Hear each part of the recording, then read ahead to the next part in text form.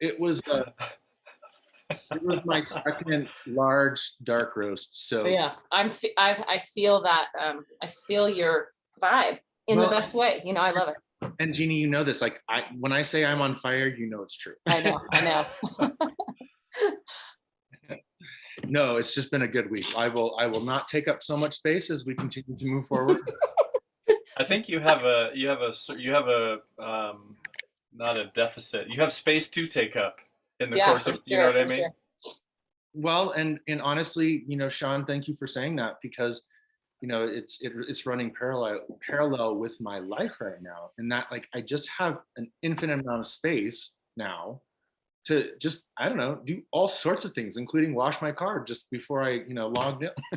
Oh yeah, definitely on the second cup of coffee if we're washing our cars before noon. Yeah. Go Kyle. Awesome. I'm excited to hear you making that connection with teachers, Jeannie, because my 15 weeks in the high school classroom was the most challenging 15 weeks of my life, mainly because of how isolated and not supportive. Like you just don't feel like your peers are these high school kids who all know better than you about everything, even though you're trying to help them. It's like, it's very, and to your point, Kyle, I do think a lot of people in the workforce it's challenging. It's a challenging world to live in when people need support and to be heard and to be valued. And there's just not structures that, the word that you hear me say all the time, Sean, the power of belonging. I mean, yes. that's what so much of it is. Gosh. Well, that's a really powerful segue. Now that Samantha's here, I'm going to try to get Kai one more time and see if it's meant to be. I'm here. I'm just, just being me, just organized. Oh, no, differently organized. I like that. Differently organized. Differently organized. So, yeah, Samantha sent me a text before the class started that said, I just watched the last session. It was incredibly powerful. And I said it was powerful for me too. And that she is the type of, I have to share this, Samantha, that you're the type of person that if don't prepare and just show up as a person, that you would be that person. I'm like, I so am into that. I'm like 10 minutes before the workshop, really preparing. Paul, I saw your lips moving, but I didn't hear anything. Paul, were your lips moving? Nope. I think it's frozen. Oh, no. No. Yes. Oh, I see. He's on a call. Okay. Appreciate it. I did. Anybody else before I actually launch into this week? How are?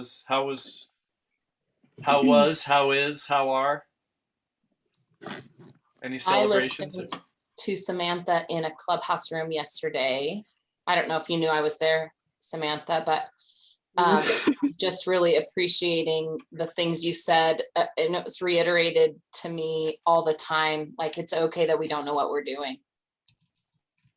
That wasn't the main essence, I don't think, of your talk. Maybe the essence was about not like recreating traditions, but the line I pulled out of it was like, it's okay for us to not know what we're doing. Yeah, and it was especially the year end, isn't it, as well? Yeah. And Tasha the other day saying something like, I don't have control over this. And I was like, so funny, we don't have control over shit.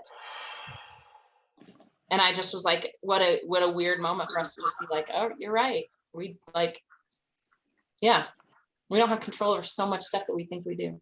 Anyway, that was my stuff. It's so freeing as well. And I think it's like, one of the things, you can't control something, but you can control how you react to it. But also, I say, actually, in the beginning, I probably can control how I react to it, but I may need some time to get control of my reaction, because it's one of those situations where sometimes, somebody has an issue with the tone of how I said they've disrespected me rather than the disrespect itself. Right. So it's like, if you said it nicer, I would listen to you. Really, that's not the point. Oh, fuck you too. No. So, sorry. I just, like, I gave the knowledge, just like, if the child came running, said, I've lost my mom. If nicely, I would listen to you. Okay, so you're not going to help the child because they scream?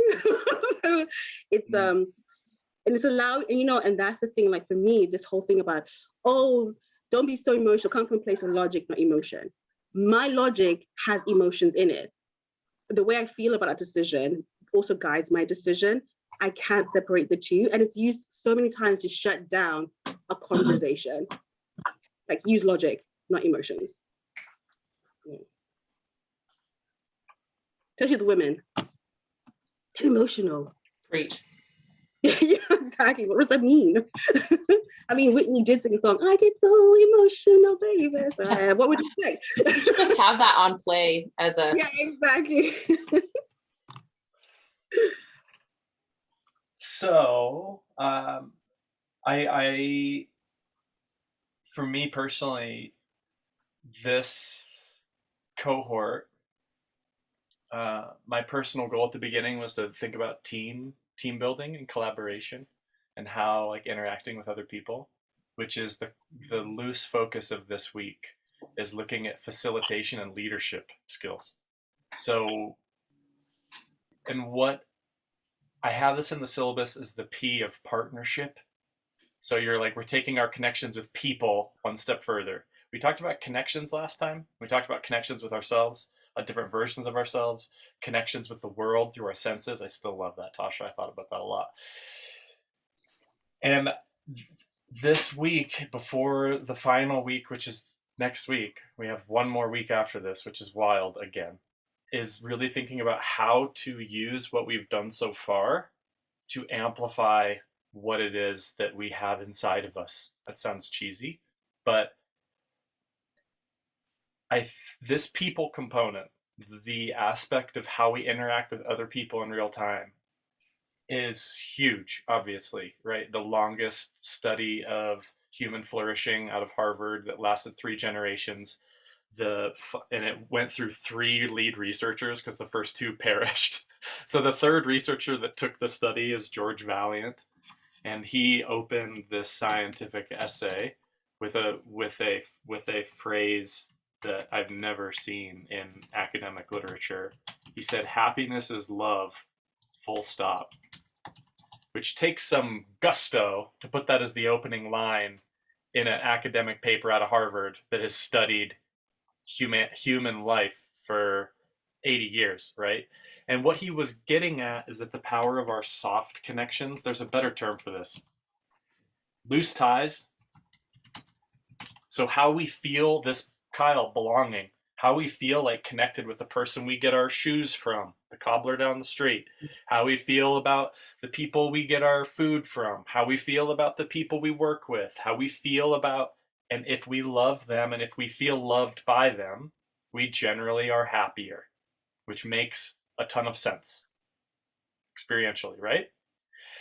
Then you have this conversation I had with Paul since the last workshop, off one-on-one, that was like about the joys of being in a band and being with other people and the challenges of being in a band for me, because I'm such an egotist and I'm the only person that can possibly be right in any kind of creative discussion. No. Long story short, our ability to cultivate the kinds of relationships where multiple people are working on something together, for me personally, I feel like is where my growth is heading. Like that's what I'm working on, and what I explicitly stated at the beginning of the workshop, but what this week in particular is looking at. So when we think, Sean, please, can you describe that more? Can you say more about what you just said about cultivating relationships and how that's what you're working on? Like how are you envisioning that, and where do you see that that experimental path going? Fantastic question, Kyle. To live a good life, one of the most compelling answers I keep on coming back to is to help other people live good lives. So when I am, instead of trying to find a good life for me, I shift the focus to try to help other people around me live better. In terms of a team, I just talked with Aaron, one of my longest best friends, who's helped with the Wisdom Workshop, and his role has changed over time. He built a website and was doing a bunch of marketing, and he basically wants to step away from it because his interest is shifting. And we had a heart-to-heart conversation where the point of that conversation was me saying, and him hearing reciprocally, I care about you and your well-being as a person more than I care about outcomes of the Wisdom Workshop. I care about you as a friend and a person more than these objectives. And I am so glad you're coming to me and telling me that, you know what, I'm not sure I really want to continue to help you. And he didn't say that. He actually said, I'm not sure I'm in a good position to continue to help you. I'm not sure that I'm the person that needs to help you because I care about you more than I care about the goals of this project. And that is making me want to step away. Yeah. Sean, you're one of my best friends. I support you in whatever you do. You ask me what you need and I will do it. Yeah. You're going to need to pay me if it's within my professional expertise, but I will help. Yeah. That, not to oversimplify, Sean, because that was beautiful, but that's an example of true leadership right there. Exactly. And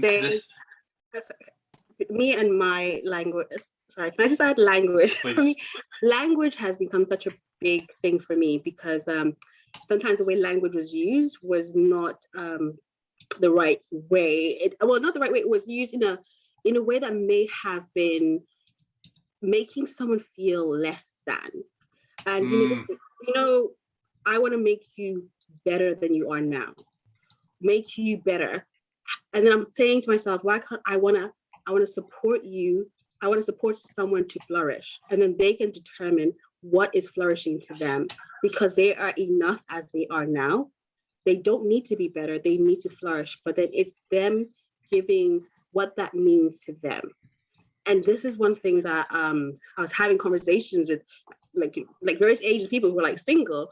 It's like, oh, I want someone who makes me better. No, you shouldn't find somebody who makes you better. You should find somebody who supports you in your flourishing. Because if you meet somebody as a woman, he's my project. I'm going to train him. I'm going to do this. I'm going to change him. Why do I want to focus on changing somebody into something that they weren't there when I met them? So am I saying that I could not love that person as they were? Therefore, they have to be better. And then that's an expectation. If you don't now become better with me, you are no longer doing things for me. But maybe their better wasn't the same as mine. It was their flourishing that was important. It's like the friend discussion. Sorry, Jeannie. Like if I'm your friend, I'm not telling you how you should be. I'm not shoulding on you. I'm like actually curious about what you're working on, and I want to support you in that. I'm not going to tell you what to be. Sorry, Jeannie.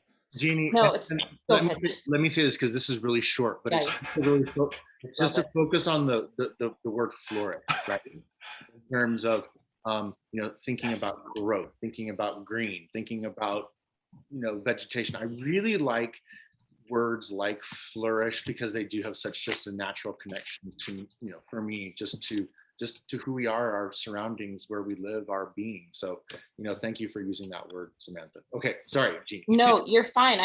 All of us had so much to say about it because it's all so powerful. Like, Sean, what you said that Kyle called real leadership, I'm just like, that's super loving. What you're saying is like, I care about you more than me. Yeah. So yeah, it's awesome. Anyway, I just also heard this TikTok from this guy who said, what if our soulmate was really our higher self and the best version of ourselves, and who we were meant to meet is somebody that doesn't get in the way of that? And I was just like, yes, like we're really meant to be the best version of ourselves and be loving to others in that way. Anyway, all of that just was a lot. See, Tash will never cry alone in this class. I'm not looking. I'm not, because and Beanie, something that you said struck me about I care, I think he said, I care about you more than me. Yeah, it's really what Sean said. Yeah. But I don't think a leader should. Mm. A leader shouldn't care more about me than they care about themselves. Mm. They should care about themselves first and make sure that they are also caring and supporting me, because this is like, you should want this more than me or whatever. And this is where the sacrificing comes in. Like, we need to sacrifice ourselves for other people. And I hear you, because like I felt the same way. Like, why don't you care about my development? You care more about the profits than the people. And then I realized, but you were doing a caring of yourself in a way that was selfish, not selfless. And I don't know how we can change how we say that. Like, I care about you more than me. No, I don't want you to. I want you to, and I don't know how it is, because I know, I understand, because I felt it as well. Because for me, the hardest thing has been understanding, but why don't you see how this is how this is wrong? Yeah. And then I said to myself, if I was your daughter, would you treat me the same way? I think Sean nailed it in the thing. I care about you as I care about myself, right? As I care about me. Yeah. Yeah. And Maybe. me caring about me and me caring about you, I know enough about myself that I would rather make that my emphasis than sales goals or website revision stuff. And as soon as I start putting those goals, those business goals, in front of our relationship, I start to become the person that I don't want to be. It's not why I'm doing this. Yep. What you just said, Sean, describes kind of, this is overstating it, but in one part of my life, my whole last year, since I released my record, and it was about marketing and yada, yada, yada. Yes. And it was like, no, this isn't me. And I'm becoming, and I've lost, like, I haven't been in contact with my good friend and the producer and the drummer on the record, who I'm, and that's one of the people I talked to this week about doing this track, instead of me sitting around solo trying to download this and figure that out and all this stuff I really don't feel like doing and can't get myself to do. Why don't I just go in the studio and play with him and use the time? I have studio time waiting for me. So it's kind of like, so on point. Yeah, relationship. So I realized that I love collaborating. And so for me, the way that works, that's a great point you're making, Samantha, because there's I'm just doing this is all for you. It's kind of iconic, right? It's kind of like the parent that's a workaholic telling their kid or their spouse, right? I'm doing this for you. Right. It's a very narcissistic kind of manipulation is what it is. It's not love. And so I think my growth trajectory over these last years, and including now, is to remember that I get the most pleasure and fulfillment from helping someone else lead a good life, right? I mean, like you said, I love that. And it is me, but I also, my self-care has sucked this last year. And so that's the other thing I'm bringing back to your point, Samantha. That's near the center of my mind mapping about and Odyssey planning is, I'm no good to anybody else unless I'm healthy across the board. My gauges are looking pretty good. So thank you for bringing up the self-care label, Paul. I think self-care is, something that we all need to talk more about in terms of what that means and how to achieve that. And, I think that's what we're doing here. Samantha, I appreciate your comments in relation to we need to strive to help ourselves first, because I agree, right? And that's, once again, something that this opportunity is doing for us, is that it's, providing us new pathways, new avenues to self-care, to practice self-care. And I'm going to keep going back to, the belongingness piece, because I think a huge part of self-care is having those human connections and having that sense of belongingness. And you have to look at the relationships and the friendships you have in this lifetime as transformative experiences. You always hear me talk about, hear me talk about, transformative educational or professional development experience, because that's what I do professionally. Like, that's what I focus on.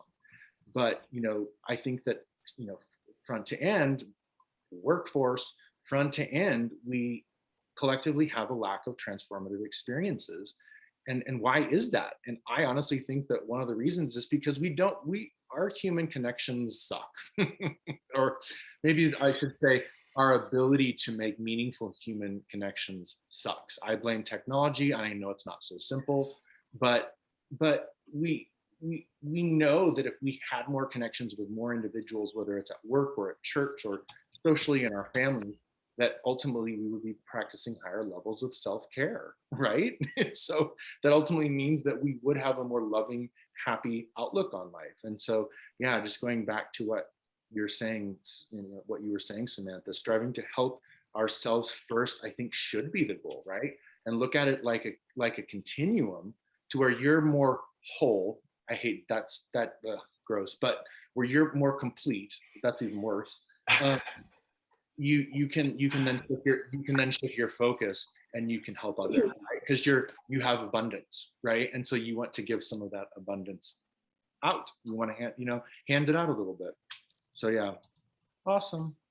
What I find interesting about the conversation is right now I'm just noticing how each of us are processing that like all that discussion through our own lens. Like Samantha and Kyle, I feel like you've been spirit squashed by your work environment, right? And so all of this is just like, oh, here's the story that is existing through your lens of your experience. And I'm like, my story is a little sometimes that I am a little more selfish, right? So then I'm like, oh God, that's so loving to think about others first, right? Because I'm on almost the other end of that side, because I'm like, I haven't been squished in that way, but it is interesting to see how our lens and our experience affects how we think about that conversation. Which connects to Samantha's point about language.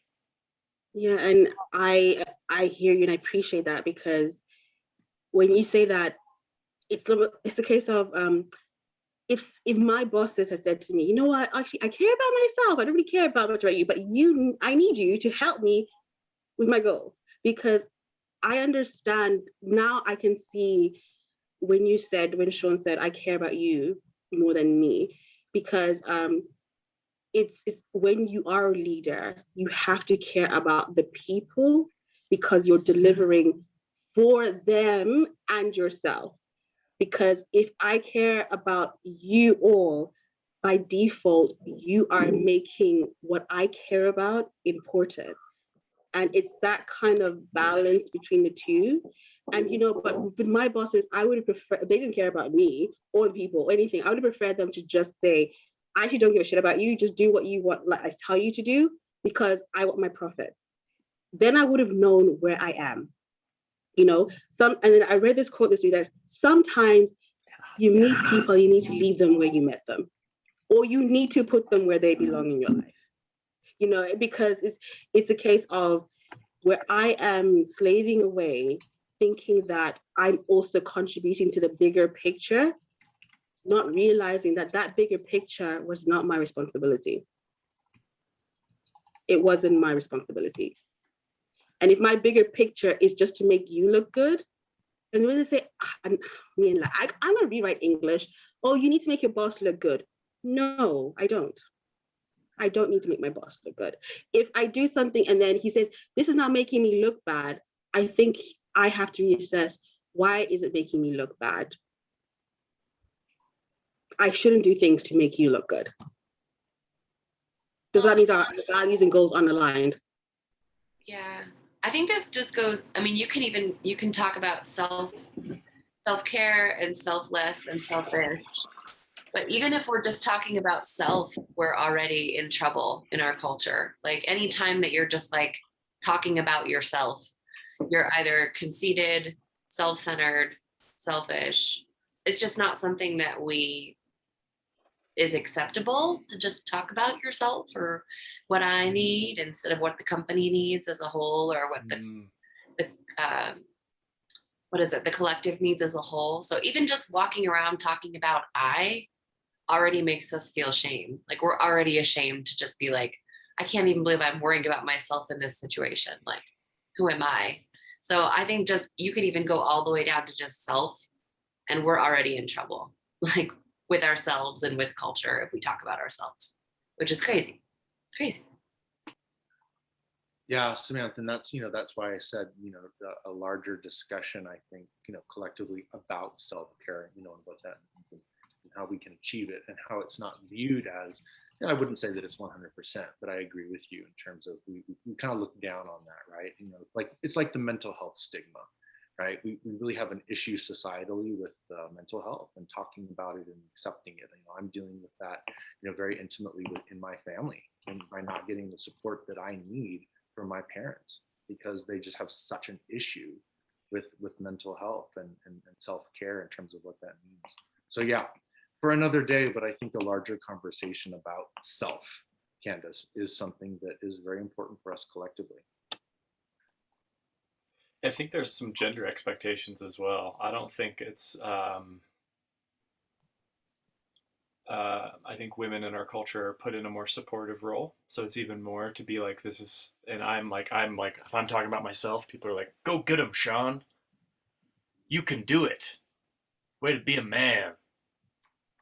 And I don't think that, and maybe we don't want to go into gender stereotypes and expectations, but I do, Candace, your other point that you put in there in the chat a while ago around that self-care is actually selfless.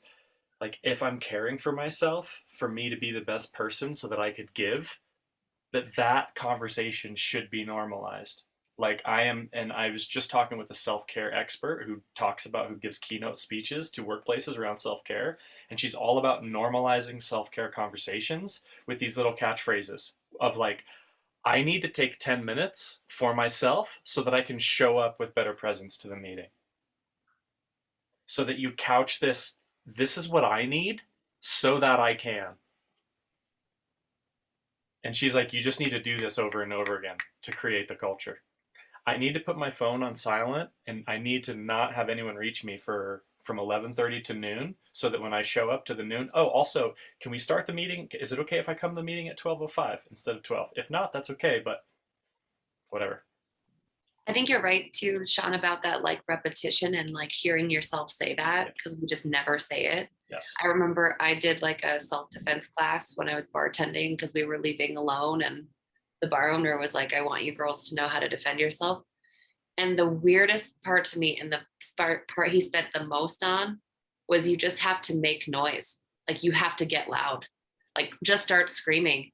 And he's like, women spend this much time of their life making a lot of noise or any noise, especially screaming. And he said, that's the biggest thing that's going to help you. So the hardest thing was to try to learn how to scream. Like, it's so weird. It was the weirdest feeling ever. I was like, I guess I don't spend any time yelling or hollering so like you said, that repetition and even being able to hear yourself say it sounds weird.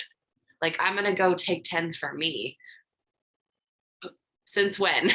Since when are you going to do that? That's crazy. That's awesome. Huh. Can I just say about this has just made me, now I'm going to be like cheesy, I get emotional, but no, I'm not going to get emotional. I'm going to feel my feelings. Yes. So I was watching the YouTube video from last week, and I was like, oh my gosh, I have not prepared. And I went to like the last 30 minutes. And when I think it was Leslie mentioned something, and then Sean, you said about purpose, projects, and people, and then presence. And Leslie was showing about the loss of a friendship. And then, it just made me question, can everyone be on a journey with us? Even if it's not, it doesn't, and we always get so confused, like it has to be the same journey. No, it can be a journey that is theirs, but we're traveling together in their own way. And then I've always felt guilty and compromised. And when I compromised, I'm holding myself back. And then maybe compromising actually means continuing without curiosity. One person has decided to continue without curiosity. And that is really what ends up happening sometimes when we want to bring people along with us so badly because we kind of feel like they're our responsibility, and balancing that with allowing people to flourish or make their own decisions. And then I've held myself back saying, I can't leave them behind, but not realizing that sometimes I was helping them choose themselves and I was not choosing me. And I think Candace, you mentioned about clinging to conversations. And then I was like, clinging, what does cling film do? What is clinging for dear life? A clingy person. Maybe the person wasn't clinging. Maybe I was just uncompromising. Therefore, they were clinging. And it just made me think that without curiosity, can we have purpose? Can we be present? Can we have people around us? Because if we're not curious, I don't think I can have a purpose. And it's like inviting everybody to be curious together in different ways. And that whole thing about don't prepare and just show up. When Candace said the only time you step into scene is when you are needed. How many times have we stepped into scenes when I just needed to be there? I wanted to be there. And I broke my own heart. When they were like, no, actually, we don't need you. Yeah.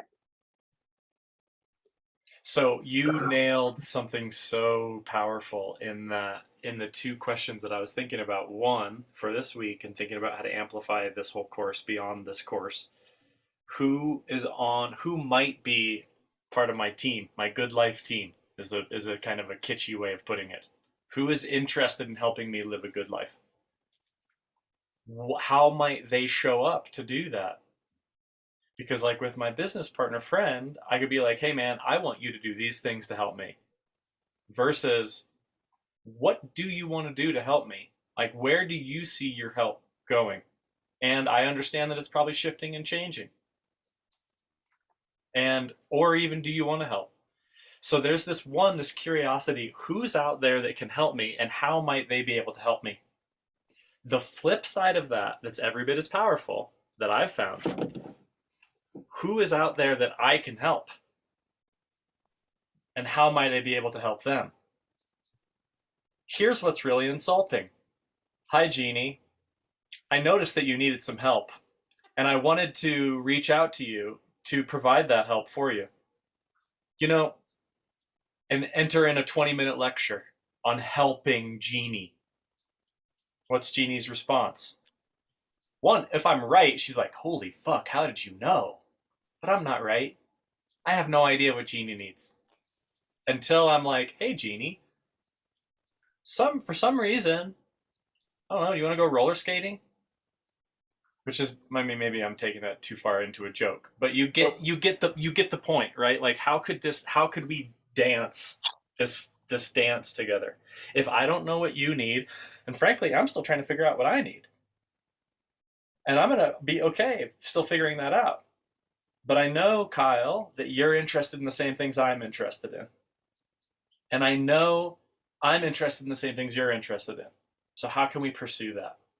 Candace, I feel like that's friendship. And that's what I want to, that is so close to facilitate what I'm meaning by facilitation, to make it easier on each other, which connects to leadership. Candace. Yeah, I have a mentor that kind of touches on this, and it kind of goes back to contribution. And she says, instead of asking someone, how can I help you? Like you said, and making them kind of a victim of their own circumstance, or calling them out on maybe not being able to do enough. The way she says it is, if I were to be of value to you right now, what would that look like? Like, what does that look like to you? And sometimes it's like, I need to go roller skating, or sometimes it's like, help me build this business. I think that letting people tell you what they need instead of assuming what they need is a big part of that, being loving and actually wanting to contribute instead of trying to fix things and people. Yeah, and something that I focus on a lot in relation to what you just said, Candace. Um, I really do. I really do like to think about continuums when it comes to a lot of things that we've been discussing. But how do you build that trusted space, whether it's in the workplace or wherever it is, to where then someone will simply come to you and ask you for help because they know that you will help them, right? Like that's what I like to focus on when it comes to the workplace. And like let's get rid of all the pretense. Let's build a trusting environment so that when you need help, I know it's because you need help, and I'm there for you, and I'm going to help you out.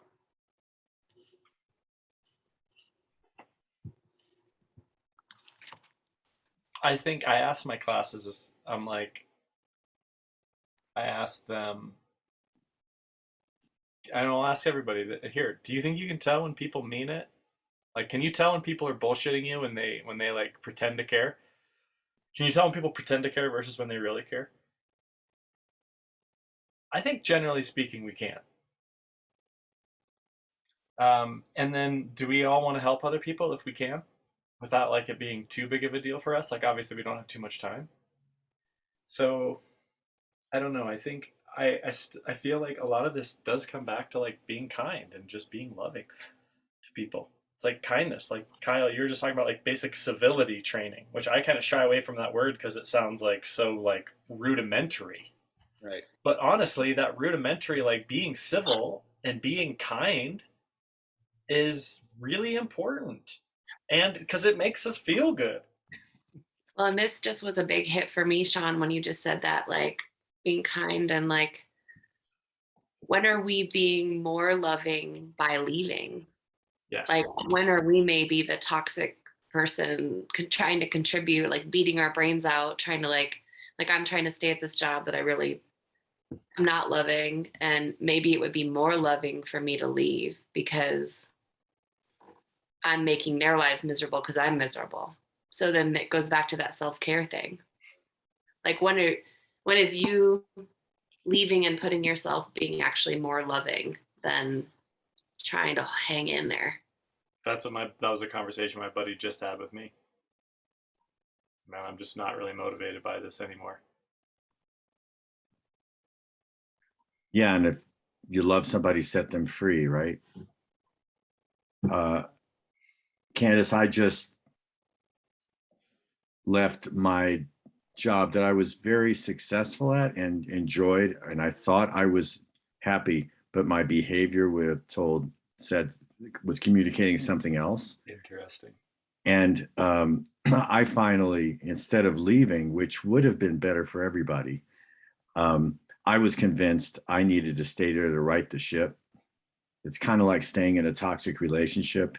Because you could fix this. I can fix. Oh, I got this. I got this. I am like so much trouble that way. Oh, and so fortunately for me, I acted out enough that it kind of blew up on me. And it was like, oh, okay, yeah. I hate being here. I love the kids, but I don't love the organization at all. And my good friend who I sought out, who's sort of my friend and mentor, and he's like the chief medical officer at University of Mexico, kind of leadership guru. And he said, he quoted somebody that said, organizations never love you back. And that letting go of that expectation after all I've given, you're not going to, what about, like, to me, it was like I was another one of the wounded warriors who hung in there, and I was expecting this. And actually, I'd stopped being loving. And so I wasn't happy, to put it simply. And so what you brought up, Candace, is great. And now I'm in private practice and, doing music and stuff, and it's great. Well, there's self-destruction, right? Ooh. self-care, self-destruction. It's just right up there with all that. Yeah, I mean, I think when we don't take care of ourselves, it's going to show up. And, um, yeah. So I've been trying to get to the free writing prompt for about 40 minutes. And I still have more to say. Are we there yet? Are we there yet? No, Jeannie, I still keep on thinking about this, and I think it's relevant to the discussion. The TikTok of maybe our soulmate is our higher self, and that we need to find a partner that helps us in that connection, and reciprocally that we don't get in the way of their connection.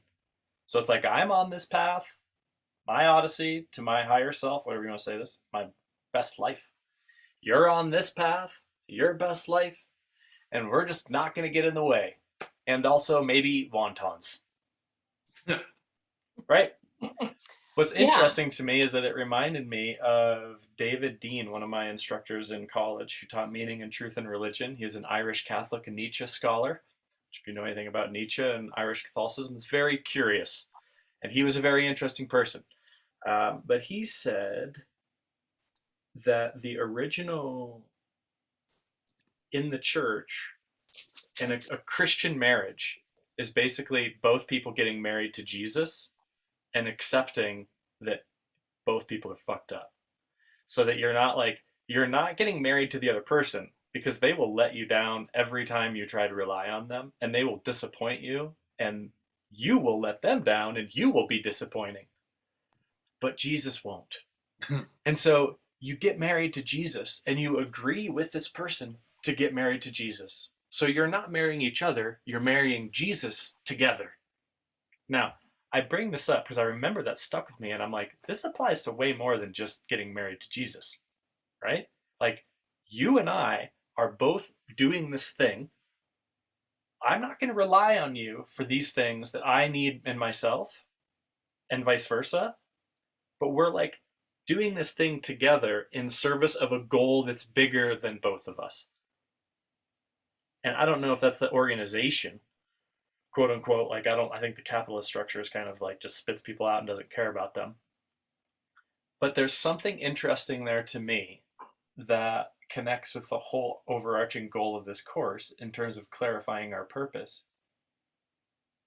If we are working to something that we both care about, so Candace and I both believe in helping people live well with cool planners, day planners, something small, but it also gives us a pretext to hang out and also like to work on this thing together, where we're both like, I'm using this like visual representation of like, this is me and my day planner and Candace and her day planner.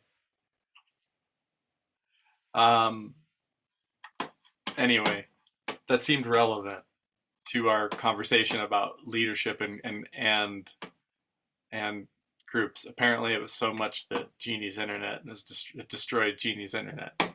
Well, like you said, it's not, again, it's like not working towards like a tangible, well, I guess that would be a tangible example planner, but it's like working towards something that like is dynamic. So not thinking of marriage as like a solid, or even our relationships. Like, why do we have to think of them as like a static thing? Like, oh, this is my best friend and that's just what it is. No, this is my friend who I grow this with. And this is my friend who, you know, keeps me playful. And this is my friend who challenges me. I don't know, like just thinking about our relationships and commitments as dynamic instead of like a product and a static thing that we have to like check off the list.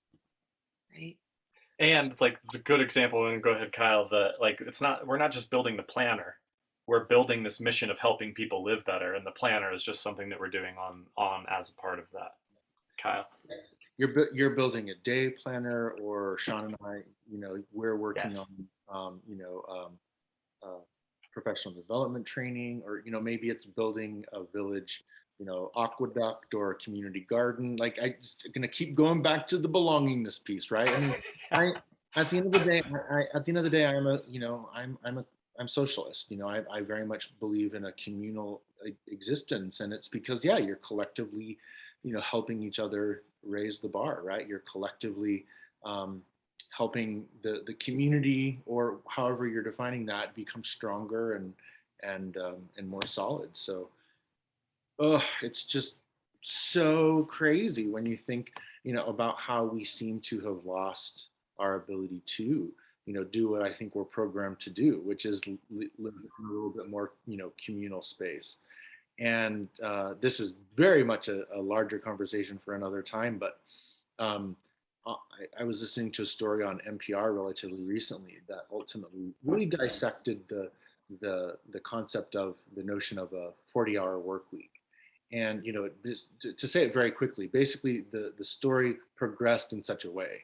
Back in the day when we were living in more feudal societies, right? When we were more ag based, humans didn't actually work that many hours in an average, or in an entire year. Yes, it's not suggesting that they didn't work hard, but it's suggesting that they have a lot more free time. They had a lot more free time than we, maybe think that they did.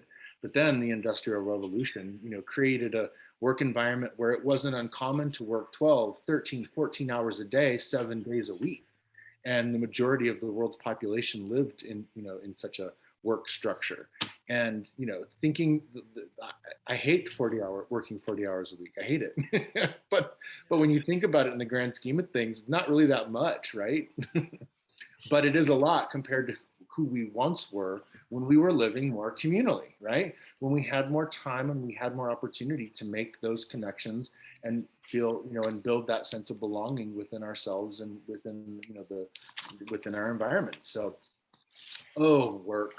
And it goes back to what, Sean was talking about in terms of, our economic system, arguably our political system, the fact that we live in a society, in a world that's very driven by capitalism. And so it's ultimately a system that prevents us from having more time to do the things that truly bring value to our lives, or the things that, the time that could potentially bring more value to our lives. We just don't have enough, I don't think we have enough time to do it. I honestly don't, when we have to work 40 hours a week. I have a question. Isn't that like an illusion that we don't have time? Because I'm trying to think, like, okay, what did someone do when they were done plowing the field, right? What did they do with their time? How much time was there? And then I'm starting to think, I don't even remember what I did with my time before I had a phone and I could work 24/7. Like, do we not have enough time? Or is it just an illusion that we don't have enough time? Because I'm pretty sure, like, I'm having a hard time remembering what my life was like before, like, Snake and my cell phone. Like, what were we doing? And why are we not able to allocate time like we have in the past? And who's like the time thief? Who are the time thieves in our lives? And that might be worth considering. Samantha's been dropping so much goodness in the chat. Who also has stayed too long. I can't believe what you do. I can't believe what you say because I see what you do, from James Baldwin. Reminds me of the best advice a father can give a daughter, which is never believe anything a guy tells you ever. Only believe what they do. Has anybody heard this? I love it though. Never believe anything a guy tells you ever. Only believe what they do. Absolute. Which is really compelling advice, right? It's just basically like, and it's not saying don't trust people. It's saying listen to their actions more than their words, because the second half of this is that words are easy. There's a lot of guys that can talk a big game, and it's easy to talk a big game, especially if you have practiced in it. It's very difficult to act in a big way. That requires practice too. It's harder to come by. So just don't listen to anything anyone says. Don't listen to anything a guy says. And yeah, I just had to put that in there. And you know what's consuming my time right now? Rebooting my goddamn computer. Thanks, Jeannie. I thought my No, I'm upset about it. It's okay. The best thing I realized about how important time is and how I spent too much time explaining what I was doing in my time to the people. The leave quietly button on Clubhouse is amazing. It's so amazing because you can leave quietly. It leaves the door open for you to come back. It makes sure that you don't have to explain, and people come used to it. Oh, they've gone, okay. It was so strange for me when I first came on Clubhouse. I was like, leave quietly. And I've been on stage. I'm like, do I say bye? And then I realized there are individuals who will unmute, say, I just want to say I'm leaving. It was a great chat. Bye. And ruin the whole conversation. Nobody cares that you're leaving. The worst thing is when they accidentally click the room again and they pop back on stage and it's awkward. There. So the leaving quietly is also allowing space for somebody to do that. I need a 10-minute break. Yep. And not having to explain when they are back. And that, I think sometimes in real life, we do need to leave the option for somebody to leave quiet and not feel as if they're offending me, because it may not even be about me. Yes. But making sure that they're welcome to come back. And I think that's kind of ties into when they say don't burn any bridges. No, there's some bridges that need to be burned. And it's always the employee who doesn't have to burn bridges, even though the company didn't even build the bridge in the first place. So, yeah. And that's on that. Period. I love it. I love that, Samantha. I love what you said about leaving quietly on Clubhouse. Yeah. Because I went through the same thing, but I never thought about that as a metaphor or a useful concept for everyday life, right? And it's so true. Even being willing to leave quietly in the middle of a conversation that I don't agree with, because I need some time. And they talk about that in the negotiation stuff on Clubhouse all the time, that if you're in the middle of a negotiation, taking a break is often the best thing to do. And, so good stuff. Oh, there was speaking of Clubhouse, and I haven't been on, which is a whole nother thing. Clubhouse, it's like, oh, wow, I've been focusing on my own stuff and just getting things done. And man, it can talk about time, right? Yeah. But is it part of it? How is it serving my goal to help other people live a good life? Well, maybe it is, maybe it isn't. I don't know. That's part of what I'm figuring out. But yesterday there was one on kindness, and it was a lot of the heavy hitter moderators talking. When I came in, they were each supposed to. Everybody came on stage, name 3 people on Clubhouse that have been super kind and why you thought they were kind, which is super encouraging stuff. But anyway. I was going to say, this reminds me too of my mission last week to have a text message that's an auto response. It says, what people can't reach me and why. So I'll maybe share it in the chat or email it to you later. It's a little wordy, but I love it. You should put it in there. Yeah. Definitely. I'll put it in there. I have the solution, not the solution. I have a solution. You actually, if you have iPhone, you can actually set do not disturb and share with your with certain contacts. And what they'll get when they message you, Candace is on focus time, and then they'll know that you're not going to get a response straight away. So you can do that with trust. I would say I wouldn't do it to everybody because no one should know really what I'm doing. But like my mom and stuff, she calls me all the time, like, oh, on focus time. So kind of, it's like giving space for them not to expect a response so quickly, but also I don't then have to explain what I was focusing on. That is a good thing. I haven't used it yet. I'm a bit scared. I'm gonna try. I tripped out when I saw the new iOS update, and I was like, oh my gosh, this is exactly what Candace was talking about. They've like integrated as like a basis into the platform, because people do need help in being able to say like, hey, sorry, actually, I'm not accessible.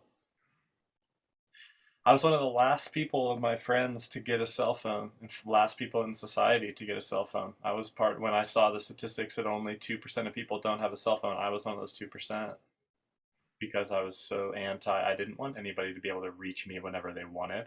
What kind of shit is that? Son And of then hippies. What do you want? What do you, exactly, exactly. Some of my friends were like, you can just like put it on mute. Like you get to decide when you answer your phone. And I was like, oh, you're totally right.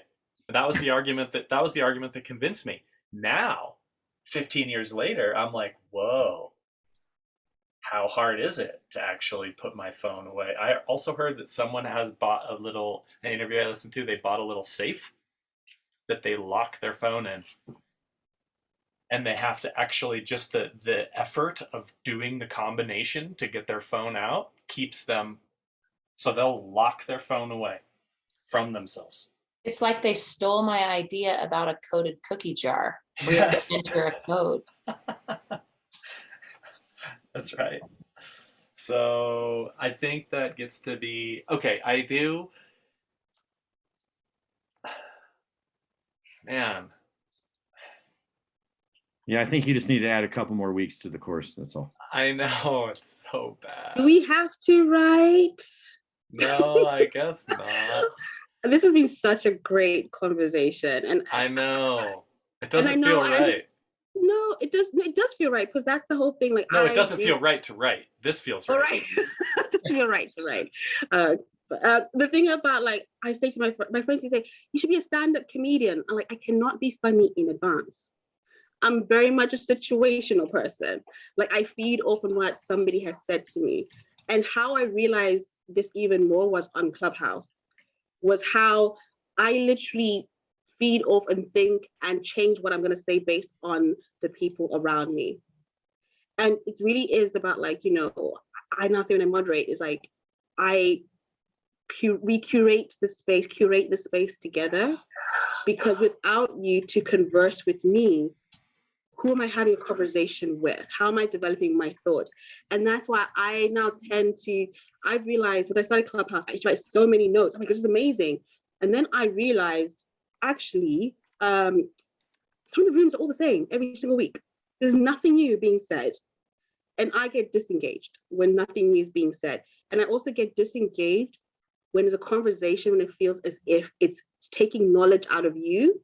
And it's like, say one point, you only have 30 seconds, you only have this, we'll move you to the audience now. Of course, there are some conversations like that, but I don't flourish in rooms like that because I don't know what it is I'm going to say, because somebody may say something before me that changes my perspective.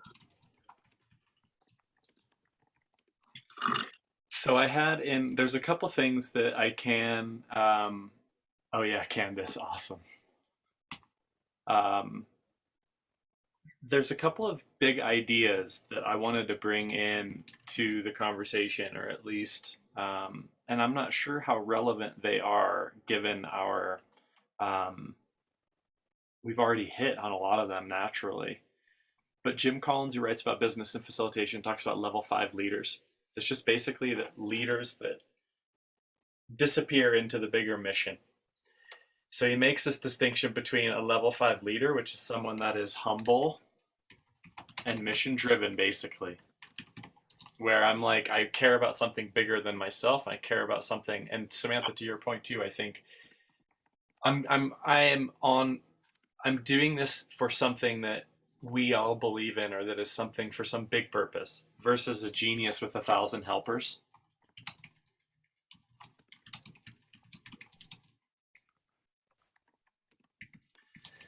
And this idea, for me anyway, I don't know if it's going to be relevant for other people. If it hit me like it was very powerful. Like, if I'm just going to be like the person that has all the ideas and get 1,000 people to help me, they all need to come to me in order to be able to see what to do next, versus like losing myself in this mission that everyone cares about beyond me. And maybe that's not actually relevant to other people. And I do think the question that the question, we can just move it into conversation and have it, is what kind of help do you need? And what kind of help? And I still like the question up above about what's a better way to say, how can I help you? And I don't, like this also insinuates that you need help, that I don't want to insinuate that either. How can I help you? Language is terrible. How can I help you help me? Tom Cruise.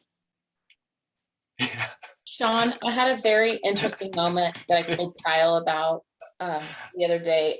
So Sean was in a clubhouse room talking about something, and I was feeling super defensive of like, I was feeling defensive on your behalf, and I can't tell if that was internally helpful or a bad energy. I didn't, of course, share any of this except to you, Sean, which is like, I'll scratch your eyes out for not giving Sean the like props he needs for the work he's done for his entire life or for the last while.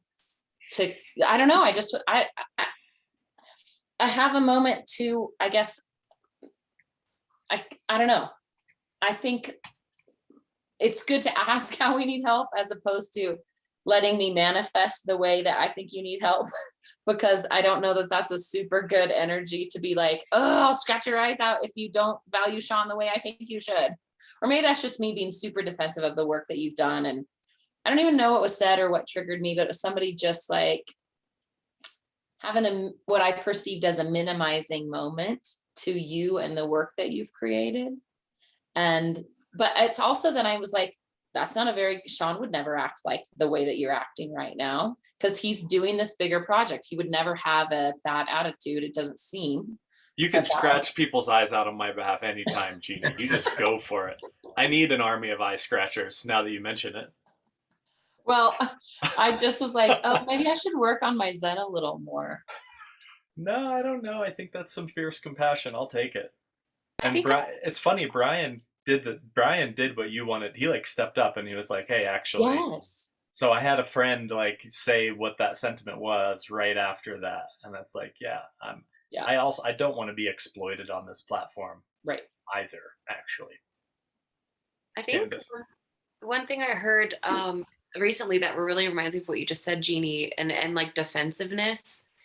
And I think it was like something surrounding radical acceptance of what is, and as soon as you start fighting it, it's war. So like, even if it's just you defending yourself and someone says, well, you're a liar, and as soon as you defend yourself, it's an act of war. Like you're resisting what is. Interesting.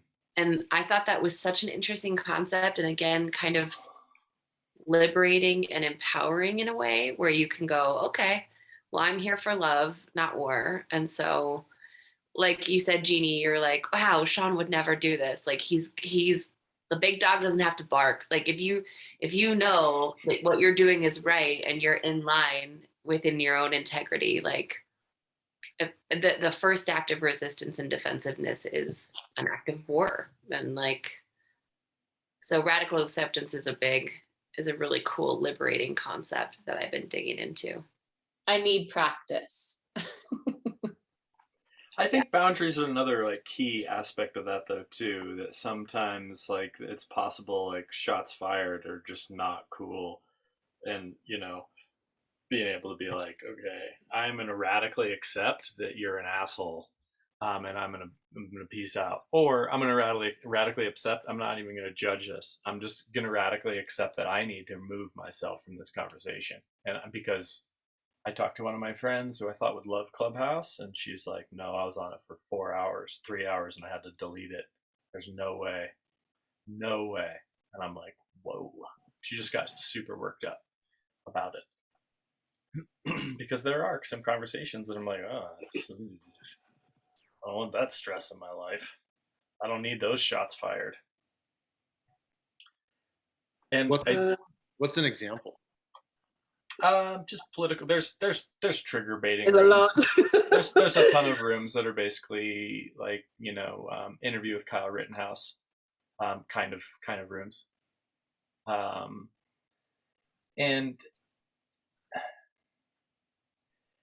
I think the big idea it really is this. I really like this gardening or cultivation metaphor. How are we cultivating the conditions that we need? And how are we accepting of the fact that there's people out there, Paul, I'm thinking of your friend, instead of you like just being like, banging your head up against the computer software. You got a friend that's going to like help you make this stuff. I mean, that's the kind of insight I feel like that in practice makes a huge difference. That we aren't as alone as we think and it seems as we are. I really don't think we are. And I also think we live in a community and a culture that people are just so eager for the opportunity to help. Young people particularly want to help, and they don't know how. We don't give them the opportunity to. Their voices don't matter. And I think that that's just such a key thing to focus on and to continue to expand upon. Yes. How is it that we don't know how, right? What is it that we don't know how to do? You know, using a gardening metaphor, use a barn raising metaphor, because I agree with you, but we don't know how. We've forgotten how. We just don't have the number of connections, and we don't have that sense of belongingness. We're just not as kind as we should be with one another. Well, how is it that we've forgotten how to do all of those things? And how can we collectively raise the bar? I don't know. I mean, and that's why I do what I do in relation to leadership development, civic engagement, and all of that. Like, that's why I do this work, is because I agree we've forgotten how. We don't know how, but how is that? Like, that's the root question for me, is what is it that we don't know how to do? So my truth tellers, nobody likes it. The truth teller is never liked. The truth teller is the one who is sacrificed. And I realized this where I thought, oh, yeah, this is the right thing to do. No, because I don't think we've forgotten. We've been made to suppress and forget, because there's a reward for keeping quiet. There's no reward for being a truth teller. And when you see somebody who's told the truth and the way they're treated, you end up saying, well, I'm not going to do that. And this is, and the conversation now has moved to, I think in the last cohort, we're talking about the books and how inclusiveness and making sure that the books that we read are reflecting a lived experience that's yours, but being sure not to generalize that this can be applied to everybody. And I just realized something so interesting. Like, I raised my hand earlier, and then my position of like Sean and myself changed, and I was like, I couldn't see it. And I was like, oh, it's not working. And then I realized because my skin tone was different, and I couldn't see it. So I couldn't see my hand raised with my skin tone, right? Which meant that means maybe you couldn't see it either. And then I said, so where we are, sometimes you may say that those who are from marginalized communities or historically excluded groups, we sometimes get the advice, put yourself out there, rather than those who are in the space spotting for who is not there. And, and that has been a big thing for me. It's a case of this, I have a big problem. I'm inviting everybody to be curious with me. I'm not, because I don't want to say, I'm going to say something controversial to play devil's advocate, but that's bullshit. I'm going to invite everybody to curious with me, and I'm going to say something that has really been on my heart lately. There's a particular room of comments I don't really appreciate or understand. There are quite a few of them around, bring your idea for change, bring your idea for this. And then books are written by those individuals, but they don't credit the people who helped them write those books by, in a way, taking their ideas. Bring your idea for change so we can critique it, but not that we can help you or support you. So why am I here? And then next week you release a book based on how to be a change agent. I've noticed these rooms happen quite a lot. And for me, it's exactly, and there's something that, I don't know if you know Rebecca for the Blacks, who's on Clubhouse. She does a lot of DEI stuff, and she calls herself Rebecca for the Blacks. So she said, people find it very difficult to say, Black twice. And it's quite funny how people say, oh, Rebecca, no, that's not my name, not Rebecca. Rebecca for Black. So that's her staging, because she's a satire to teach about, racism, about inclusion, about DEI. And then she said that sometimes, those like, because like sometimes those who are in the dominant culture, like, white supremacists will want to evade. They come and explore, evade, exploit, and then erase. Erasure of history, erasure of who created the idea, erasure of the gaslighting of saying, well, maybe that didn't happen, like the Native Americans. Erasure is such a huge problem, because when you're asking for ideas for change and then you're writing a book and now making income, you have erased me. And then next time, what it is, I won't come to the room. And if somebody doesn't come to the room, used to see me, someone who looks like me on the stage, if they don't see me anymore, they're no longer coming to the room either. And the importance of seeing somebody who looks like you in spaces and in places and seeing them advance and is so important. So I can't go into the room, what's your idea for change? I can't. I don't know how many ideas every week that you're getting from people, but there's no supporting them. It's just, let's talk about it and critique it. And then what? So I've been struggling with that.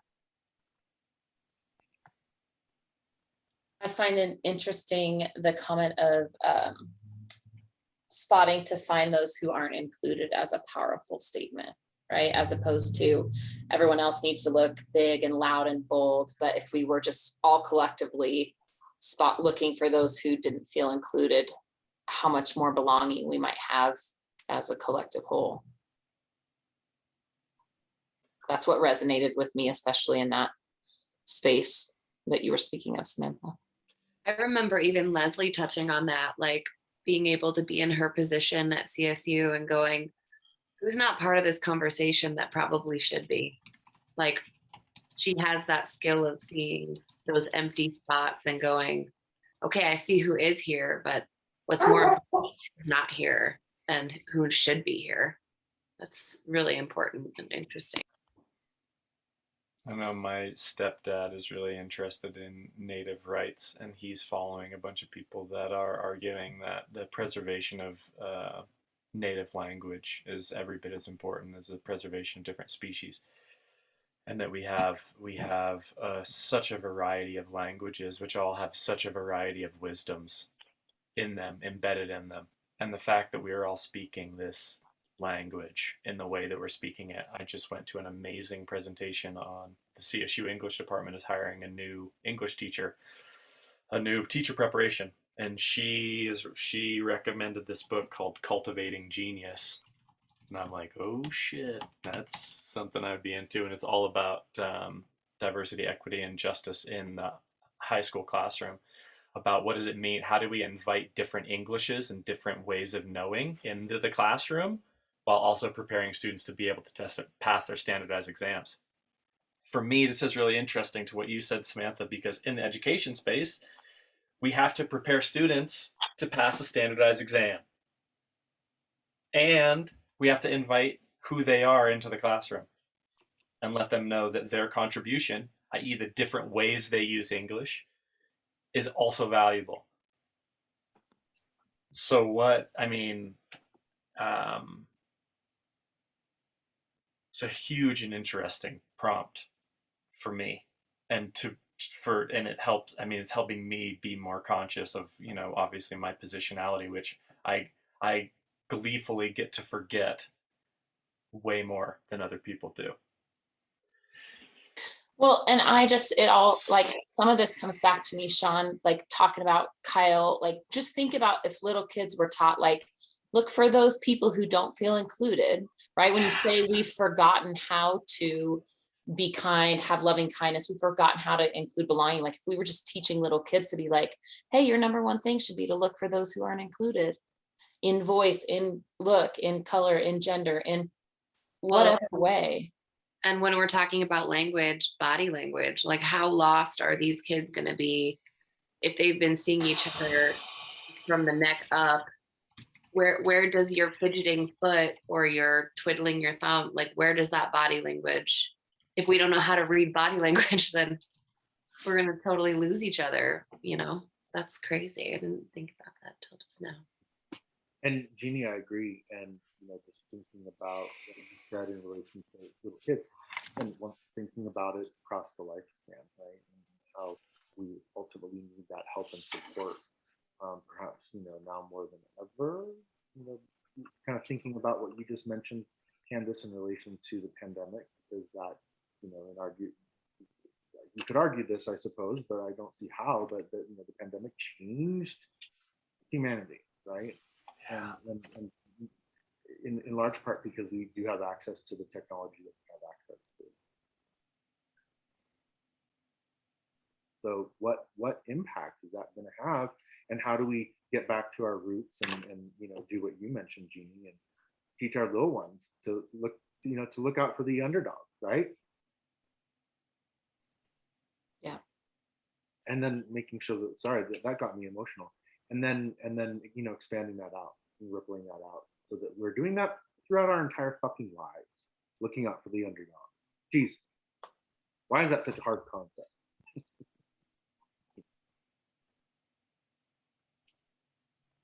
Paul, you're muted.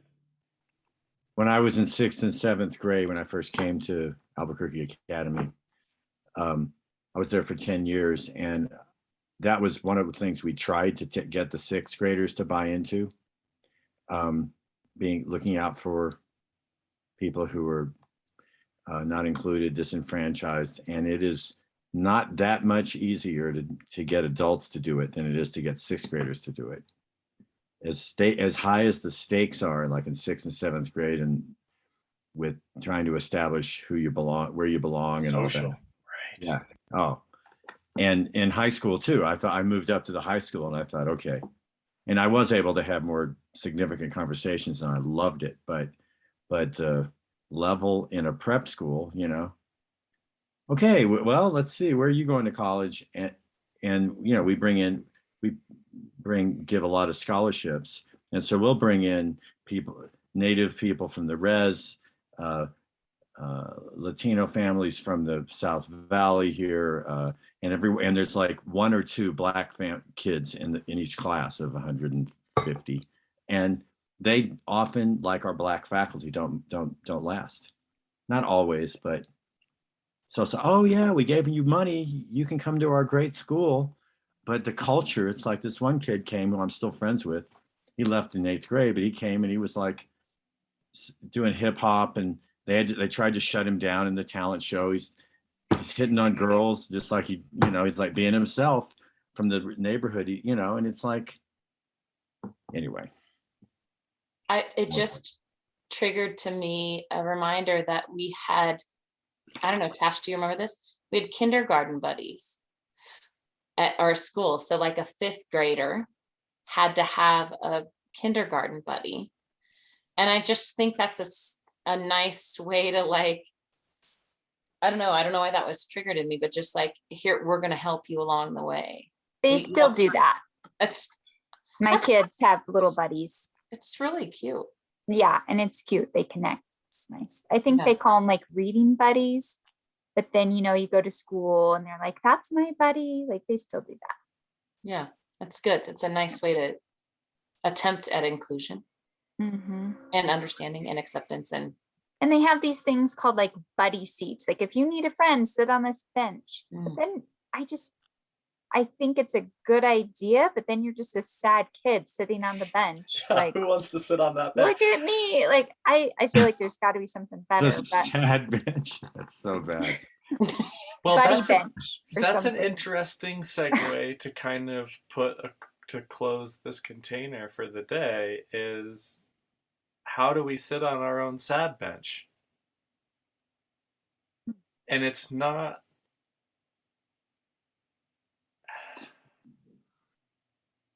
do you know what I mean?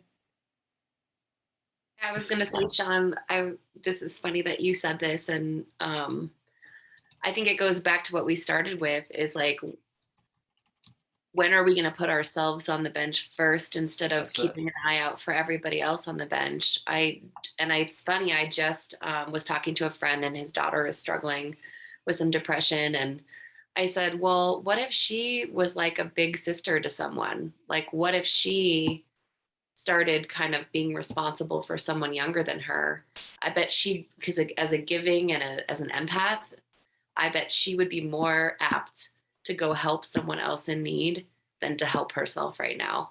And that actually might be what ends up helping her. Like, if I have to show up for this little sister, I'm actually going to bring my A game because she needs me. So we're more apt to help someone else and benefit them than we are to sit, like, to answer our own phone call. Like, hey, I need someone today. Like, we don't answer our own call, but we answer everybody else's. So that was really interesting that you said.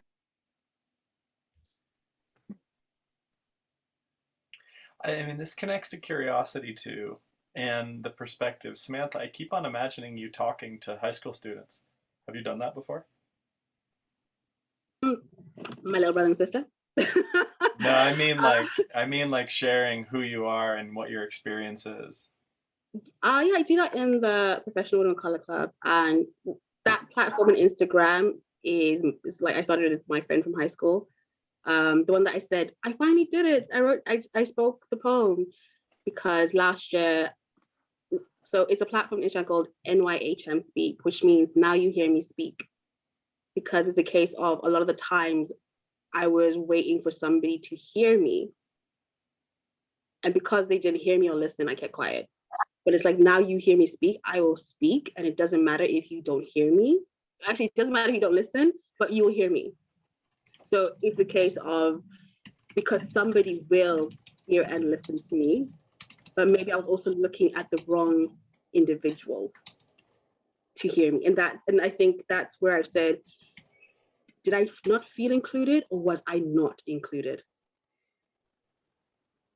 Because that's the difference of, like, it can tend to be like, oh, I felt like I wasn't included. No, they didn't include you. And changing that language is so important, because Yes. it's, if you were invited to the party, I feel like I wasn't welcome. No, I was not welcome. Yes. And then because it opens up the possibility to find new parties that are welcoming. Exactly. And then be getting over the fact that those people are not the people where you need to be. They're not part of your team. They actually don't, it's James Baldwin's, he's just so brilliant in the way that he articulates his whole philosophy, it feels like, and I guess I feel like you have so much to share in general when you speak, that your ability to share to younger people could be incredibly powerful for them in I your want to say experience. Agreed. to Samantha that I just have so much gratitude for your attention to detail about language, because it does matter. Yeah. And it's very specific. And then sometimes I just say stuff because I'm a speak before you think, or can be. Yeah, I appreciate that. And it's also like subtle shifts in that makes people think, Yes. right? Samantha, if you would be interested in this, let me know, because I think that Sean and has really hit on something. And our conversations about youth, right, and how we need to focus on our youth more, is something that is absolutely true. But there's an organization here that's based in Colorado. It's called Sources of Strength, and it started as a suicide prevention program in North Dakota. Focusing on rural populations. I'll just be blunt, rural white populations, but then also Native American populations, because there are really high suicide rates amongst youth in North Dakota in the late 80s and early 90s. Now it's an international program, and it still is suicide prevention, but really what it's focused on more is, it's helping youth do what we're talking about, right? It's helping youth identify those sources of strength they have to be stronger, more resilient, healthier. And yeah, we know that what happens over time is there's less suicide. But if you would be interested in connecting to the program manager of that organization, I know him. I'm a credentialed Sources of Strength facilitator. So Yeah. I'm sure that he wouldn't mind, exploring an international partnership opportunity. But so I can make that connection if you're interested.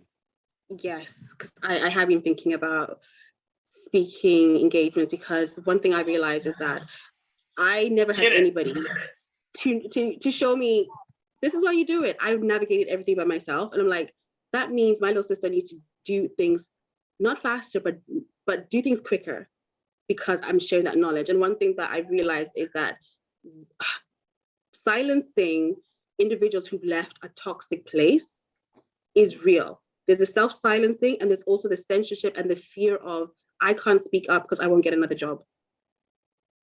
And then because of that, that means we as Black women, we've never shared our experiences, but we've all gone through the same thing. And then that whole thing about work harder. No, my ancestors enslaved for 20 hours a day. They never end up having great plantations, but they worked hard. So working harder does not get you what you want. And not realizing that there's nepotism. There's the individual the dad who calls, by the way, can you give my son an internship? That's what I'm competing against. So it's understanding that and balancing, working hard. But the most important thing I think that you mentioned, Kyle, is realizing that everywhere I am there for me first. And I'm there to find out if where I am can support me in being me, but also in a way that aligns with what they also want to do. So I say every company is on probation. And when people say, my employees are just here for a paycheck. Yes, we are just here for a paycheck, because literally I'm here for a paycheck. You're here for my services. We are not a family. And I think the key thing is knowing that everywhere you go, you need to get what you want for you to flourish. And checking that aligns with the company, and then working together. And if it doesn't, that wasn't your garden, but there is another garden out there for you. Samantha, I just want to give you a work hug. I feel like your work environment has been shit, and I'm like, it doesn't have to be like that. It doesn't, yeah. It doesn't. Well, I guess I'm too thinking, I guess, in a more general way, Sean, and like, I think that all of us, and like Samantha said, like, I want to be the person that I needed, or I need to speak the things that I need to hear. So I think all of us being liberated, like from what Paul does, like, I need to be the person who I needed to tell me what I'm about to tell you. And so stepping into that leadership role and that mentorship role, like Tasha and even Jeannie having started her own business, I think if we all just can take these empowering conversations that we have and find a way to say, maybe someone does need to hear what I need to say. And maybe I wish the generation before me, instead of teaching me to be a martyr, taught me how to be a meaningful leader. And like, maybe we just need to be those now. So I have got to go. I have a 1:30 that I'm late to. But this is so good. And did you just send him a message that you needed 5 minutes? No, they're a student that's never showed up to my class all semester, so they can wait. No, just boundaries, John, boundaries. No, they're super 2 o'clock. 2 o'clock. Terrible. Terrible. I just, it's so interesting that when we normally think about team building and facilitating and becoming a leader, the focus is on, like, it ends up being, I think about what I need in who's on my team. When there's this giant unlock around how can I help other people? Who am I in a position to help? And who's on my team to do that? I've noticed that people rush to your aid. Samantha's like, man, this is really challenging for me. I'm like, that sucks. When Samantha's like, I really want to help people so they don't need to be in this situation, I'm like, okay, who can I connect you with? You know what I mean? It's like a subtle difference that I just, I just want to say quickly, Paul, yes. Candace. and Kyle, I think it's Kyle. I've got to mention the sources of change. It was Kyle. Sorry, everything's changing around on my screen. Kyle, you are the change agent, because literally it was an idea for change that I didn't even know was an idea, and then you said, this is how that idea can happen, and that is what is missing. that is what's missing. So the prompt is around curiosity around team building. And we're using this good life team and this idea that a good life team is people that help people help people beyond ourselves. So I have this mission, this purpose that's bigger than just Sean. We all have our own like version of this, which is selfish. It doesn't need to be bigger than Sean. It can be like, my mission is to be really selfish in a smart way so that I can help other people. Like, I want to just take care of myself. That's my mission right now. Whatever that mission is, who's on my team? Who might I reach out to talk about what I'm working on that would listen to me is another version of this. What do I have to say? So basically the prompt is, how do I build a team that's going to help me live my good life? And likewise, who might I help live a good life? They might not even be a named person. Samantha, I'm imagining you as a powerful Black woman in the UK talking to Black kids in high school could shift their perspective. They'd be like, oh, I want to work in, I'm gonna, I don't know why I think that, but it seems like I don't know. That's the kind of thing, like brainstorming and thinking about how might I build the team that cares about me, and this is kind of like just like friends, really, so that I can do the work that I'm doing. Who do I need to reach out to? And then I want you to act on it. That's the prompt, which means you set up the call to ask the questions. You take the contact from Kyle and pursue that connection. You reach out to the person that you haven't talked to in a while. Paul, you set up your studio time. Put it on the books. Get it in the calendar. Make it real. And then you get curious about how you can help serve other people. That's the challenge. And so that's the prompt. And I know for me, even just thinking about that, there's a couple people I know I need to touch base with on like hey, this is how we're growing in 2022. Do you still want to help? What does that look like for you? How might you do this? What's going to be fun for you and playful? Because that's what I care about. Sean, just real Any quick. questions? Yeah, Paul. Yeah, just real quick. Great prompt. Back to your question about how do we, I forgot how you put it, deal with our sitting on the sad bench or whatever it is, and so this just a quick tie-in. So I saw my relatively new physician yesterday for a wellness check, and he asked me about mood, and I said, well, quarantine, blah, blah, blah. I made some general statement, and I said, I'm a therapist, so blah, blah, blah. And anyway, I was just like bullshitting around the fact that I think I'm starting to get mildly depressed, which I hardly ever get depressed. And so just to quickly, and we talked about that for a minute. And I said, I just need to take action on the things that matter most to me. Regardless of how limited I might think I am otherwise, resource-wise, because of, everything. And what you just said, so it reminded me of behavioral activation as a thing in psychotherapy, for people, cognitive behavioral therapy, where it's actually more important to change, we've discovered, to change our behavior and act on the things that we're learning. And not only do you know that only way to learn them, but it also, our mood and our distressing thoughts that are getting in our way will follow suit once we take action in line with our values. So I love what you just said.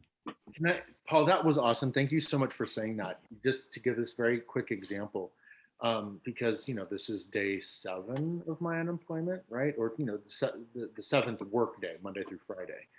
And it's been fine. But, I really everything actually is okay. But late last week, a little bit yesterday, Paul, I felt myself a little bit in an anxious state. And I think that the main reason is because I wasn't actively pursuing the things that matter to me, right? What you just described. I wasn't taking actions to, make sure that those actions align with my values. And it was starting to make me a little anxious. And I was starting to feel that emotion. And I was like, oh no, this is what I was experiencing before I left the job. I can't take it. I can't, take this back or have this, happen again. But then as soon as I started to more actively pursue those things, yeah, all that anxiety went away. I was still productive, don't get me wrong. It's just I was doing a lot of cleaning around the house. So now I'm organized. Now I feel really organized that I've got the space I need to do the work. But yeah, it's interesting. So what you said is so true. I love this class so much. That was Sean, a I'm great sorry. group. No, that's good. It's all right. I'm just it was really good, and I'm glad. I'm glad. I want to report, Samantha, on the concrete actions you've taken to inspire the youth of America. Or just joking, actually. You're muted, Samantha. I have my companion, my planner, and honestly, I've actually not completed the things that I said I'll do on the 22nd of November. You're ready. Yeah.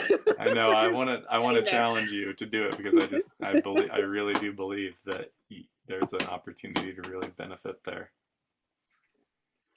Okay. I'm being pulled away. Miss you, Kai. Miss you, Leslie. And definitely feel free to reach out if I can help. I'm going to be encouraging. I'm going to start reaching out here a little bit, and I'm really looking forward to our last week. This is a powerful week to be able to get stuff done in terms of activate some goals that we had at the beginning of the course, and also just be kind to ourselves if they haven't quite panned out the way that we think. So that's usually what happens also. But Thank you. okay, bye everybody. Bye. Thank you. Bye. Bye.